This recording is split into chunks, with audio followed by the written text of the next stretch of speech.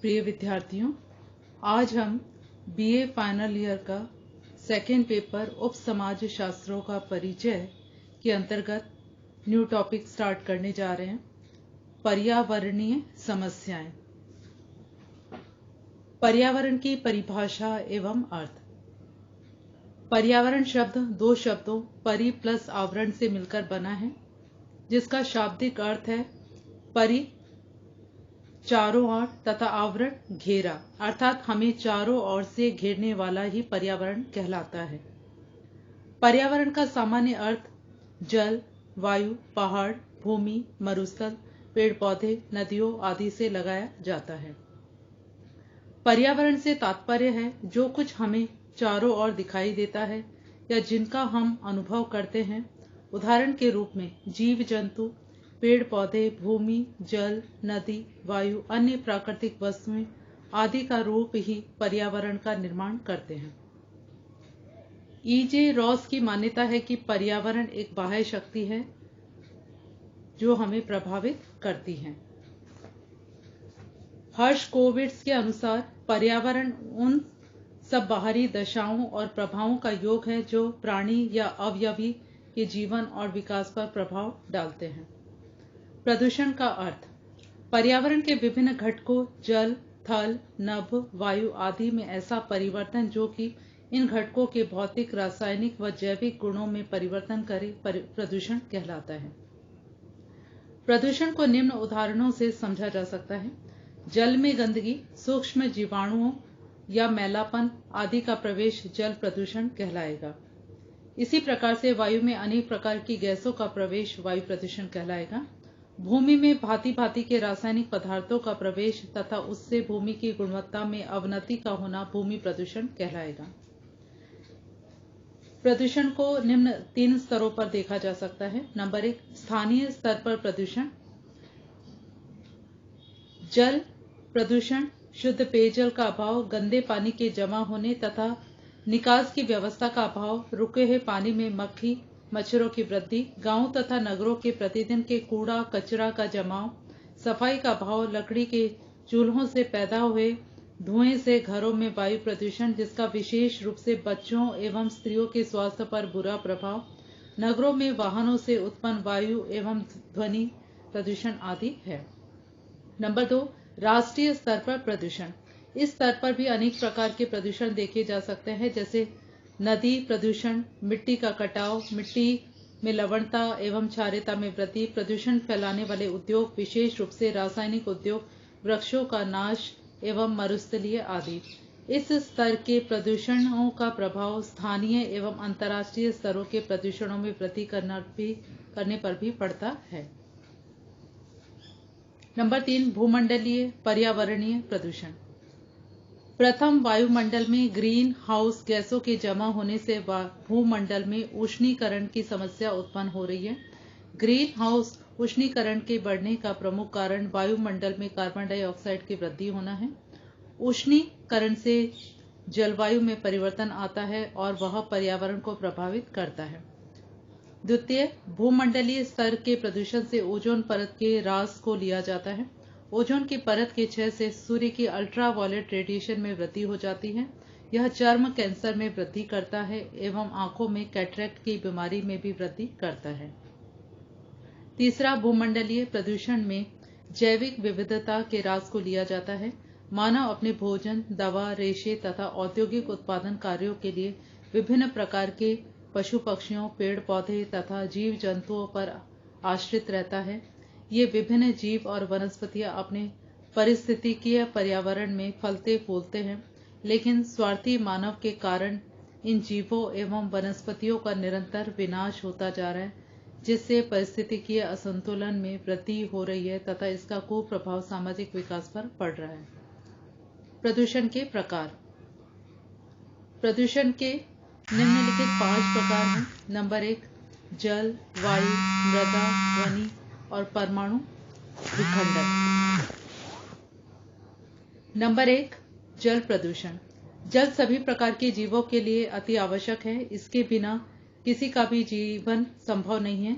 जल एक पोषक तत्व होने के अतिरिक्त यह शरीर में पोषक तत्वों के वहन का कार्य भी करता है। जल के अभाव में मानव कुछ दिन ही जीवित रह सकता है, अतः स्वच्छ जल के अभाव में किसी भी प्राणी के जीवन की कल्पना नहीं की जा सकती है। जल के द्वारा खेती की जाती है, भोजन पकाया जाता है। आज अनेक कल कारखाने, वाष्प इंजन, विद्युत का उत्पादन, दमकलों आदि के लिए जल प्राथमिक आवश्यकता है। पृथ्वी का 2/3 भाग जलमग्न है। कुल जल संपदा का 93% भाग लवणीय होने के कारण मानव के लिए उपयोगी नहीं है। कुल जल का मात्र 3% भाग ही मानव के लिए उपयोगी है। जल के स्रोत। जल के प्रमुख 2 स्रोत हैं, धरातल स्रोत, दूसरा भूमि स्रोत। धरातल स्रोतों के अंतर्गत नदियां, तालाब, धाराएं, झीलें, विभिन्न सिंचित वर्षा का जल गिने जाते हैं। भूमि स्रोत के अंतर्गत कुएं, झरने, स्पंदन गैलरियां, सरंध्र, नल गैलरियां आदि आते हैं। धरातल या सतही जल स्रोत ही प्रदूषित होते हैं। जल प्रदूषण की परिभाषा एवं अर्थ। समाज शास्त्री गिलपिन ने जल प्रदूषण की निम्न परिभाषा दी है। मानव क्रियाओं के फलस्वरूप जल के रासायनिक, भौतिक तथा जैविक गुणों में लाया गया परिवर्तन जल प्रदूषण कहलाता है। ऐसा जल स्वास्थ्य के लिए हानिकारक होने के कारण अनुपयोगी हो जाता है। जल प्रदूषण के कारण। जल प्रदूषण के प्रमुख कारणों में पहला, मानव के दैनिक कार्य जैसे नहाना, कपड़े धोना, भोजन पकाना, बर्तन साफ करना, अनचाहे स्थानों जैसे पानी के स्रोतों के पास मल मूत्र विसर्जन करना तथा सीवरेज नलियों का शुद्ध जल में छोड़ना आदि है। दूसरा, औद्योगिक अपशिष्ट है। बड़े बड़े उद्योगों में उपयोग के लिए जल में विभिन्न प्रकार के लवण, अम्ल, क्षार, गैसें एवं रसायन घुल जाते हैं। वे औद्योगिक केंद्रों में नदी, तालाब, झील या अन्य जल स्रोतों में प्रवाहित कर दिए जाते हैं। इस प्रकार औद्योगिकरण जल प्रदूषण का प्रमुख कारण बन गया है। कृषि रसायन, कीटनाशी रसायन, अपमार्जक, डिटर्जेंट, खनिज तेल आदि जल प्रदूषण के प्रमुख कारण हैं। जल के प्रमुख प्रदूषक एवं दुष्प्रभाव। जल में अनेक प्रदूषक विद्यमान होते हैं जो जीवों के लिए हानिकारक होते हैं। ये प्रदूषक जब एक निश्चित मात्रा से अधिक जल में विद्यमान होते हैं तो वे जीव जंतुओं पर हानिकारक प्रभाव डालते हैं। इनमें प्रमुख हानिकारक प्रदूषक है फ्लोराइड, सीसा, लेड, पारा, फिनॉल, सोडियम, जस्ता, नाइट्राइड, पैथोजेनिक बैक्टीरिया या आर्मेनिज्म आदि हैं। इनकी जल में अधिक मात्रा होने पर फ्लोराइड से दांतों का पीला पड़ना, हड्डियों का कमजोर होना, सीसा, लेड से जिगर और गुर्दे खराब होना, हीमोग्लोबिन की कमी, गर्भपात, फिनॉल से सिर दर्द, मांसपेशियों में कमजोरी, कम दिखाई देना, कम सुनना, पारे से लीवर, गुर्दा एवं हड्डी में जहर जमा होता जाता है। प्रदूषित जल मानव जाति, समुद्री एवं जलीय जीवों को हानि पहुंचाता है। समुद्रों में परमाणु परीक्षण करने से जल में नाभिकीय कण मिल जाते हैं। इससे समुद्री जीव एवं वनस्पतियां नष्ट हो जाती हैं। प्रदूषित जल से फीताकृमि और गोल कृमि मानव शरीर में प्रवेश कर जाते हैं। इससे व्यक्ति बीमार पड़ जाता है। जल प्रदूषण नियंत्रण के उपाय। निम्नलिखित उपाय हैं। नदी, तालाब, कुएं इत्यादि पेयजल के स्रोतों के पास दीवार बनाकर उन्हें गंदगी से सुरक्षित किया जाए। विभिन्न प्रकार के दूषित एवं मलिन जल को संशोधन संयंत्रों द्वारा उपचारित करने के बाद नदियों एवं तालाबों में डाला जाए। कुओं, नदियों, तालाबों अर्थात जलाशयों के पास कपड़े धोने, नहाने आदि पर प्रतिबंध लगाया जाए। तालाबों, नदियों आदि में पशुओं के प्रवेश पर रोक लगाई जाए। ऐसे उद्योगों को जो जलाशयों में प्रदूषित जल छोड़ते हैं उनको नदी, तालाबों, झीलों आदि के पास स्थापित करने पर कानूनी रोक लगाई जाए। कृषि में उर्वरकों एवं कीटनाशकों के उपयोग को सीमित किया जाए तथा आवश्यकता से अधिक उपयोग को प्रतिबंधित किया जाए। अंतर्राष्ट्रीय स्तर पर समुद्रों में परमाणु परीक्षणों पर रोक लगाई जाए। अब हम चर्चा करेंगे वायु प्रदूषण, एयर पॉल्यूशन। वायु प्रदूषण की परिभाषा। विश्व स्वास्थ्य संगठन ने वायु प्रदूषण की निम्न परिभाषा दी है। वायु प्रदूषण एक ऐसी स्थिति है जिसमें बाह्य वातावरण में मनुष्य और उसके पर्यावरण को हानि पहुंचाने वाले तत्व सघन रूप में एकत्र हो जाते हैं। वायुमंडल में अवांछनीय तत्वों की मात्रा इतनी बढ़ जाए कि उससे जीवों, पेड़ पौधों एवं वनस्पतियों को हानि पहुंचे तो उसे वायु प्रदूषण कहते हैं। वायु प्रदूषण के कारण। वायु प्रदूषण के कारणों को 2 भागों में बांटा जा सकता है। नंबर 1 प्राकृतिक कारण, दूसरा है मनुष्यकृत कारण। प्राकृतिक कारण। वनों में लगी आग, ज्वालामुखी से निकलने वाली हानिकारक गैसों, तेज हवाओं से उड़ने वाला धूल, मिट्टी के कण आदि वायु प्रदूषण के प्रमुख प्राकृतिक कारण हैं। नंबर 2, मनुष्यकृत कारण। घरों में जलने वाला ईंधन, वाहनों द्वारा निकली विषैली गैसें, औद्योगिक अपशिष्ट, नाभिकीय विस्फोट आदि मानव द्वारा उत्पन्न वायु प्रदूषण के प्रमुख कारण हैं। वायु प्रदूषण के स्रोत। वायु प्रदूषण के निम्नलिखित स्रोत हैं। नंबर 1, घरेलू प्रदूषण। लकड़ी, गोबर एवं कृषि कचरे के उपयोग द्वारा उत्पन्न धुएं से होता है। नंबर 2, कृषि के क्षेत्र में फसलों को हानिकारक जीवों से सुरक्षित रखने के लिए जीवनाशी रसायनों, कीटनाशकों का छिड़काव करने से कुछ सीमा तक ये वायु में मिलकर वायु प्रदूषण में वृद्धि करते हैं। नंबर 3, व्यक्तियों द्वारा सार्वजनिक स्थानों पर धूम्रपान करने से वायु में धुओं में वृद्धि होती है। नंबर 4, औद्योगिक केंद्रों द्वारा वायु प्रदूषण बढ़ता है। नंबर 5, वाहनों द्वारा वायु प्रदूषण। उनके द्वारा निकाला गया धुआं प्रदूषण पैदा करता है। वाहनों से धुएं में अनेक प्रकार की जहरीली गैसें जैसे प्रदूषण, सीसा, मोनोऑक्साइड, सल्फ्यूरिक एसिड आदि होती है। उससे वायुमंडल में प्रदूषण फैलता है तथा वायु की गुणवत्ता कम हो जाती है। वायुयान से सल्फर डाइऑक्साइड, तेल उद्योग से हाइड्रोकार्बन, रेल इंजन में carbon monoxide, nitrogen oxide, hydrocarbon आदि जहरीली गैसें निकलती है। इन गैसों से वायु में प्रदूषण पैदा होता है। नंबर 6, दुर्घटना से प्रदूषण पैदा होता है।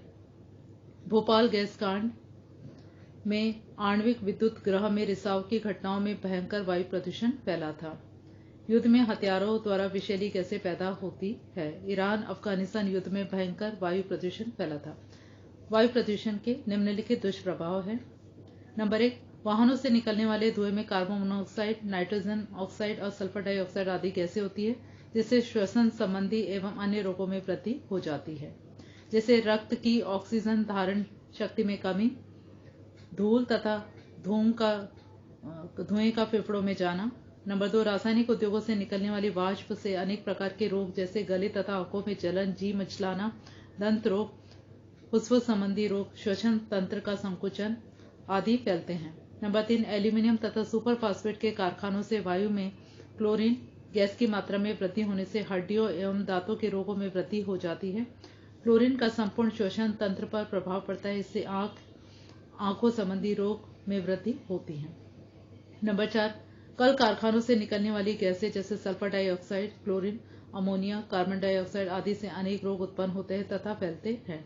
इन गैसों से उत्पन्न होने वाले प्रमुख रोग आंखों में जलन, श्वसन तंत्र का संकुचन, सिर दर्द आदि होते हैं। वायु प्रदूषण के नियंत्रण के उपाय। नंबर 1, कल कारखानों की चिमनियों की ऊंचाई अधिक रखी जाए तथा उनमें ऐसे यंत्र लगाए जाने चाहिए जो उनसे निकलने वाले धुएं, गैसों तथा धूलि कणों का अवशोषण कर सके। ऐसा करने से कारखानों की विषैली गैसों को आसपास रहने वाले लोगों पर सीधा असर नहीं पड़ेगा।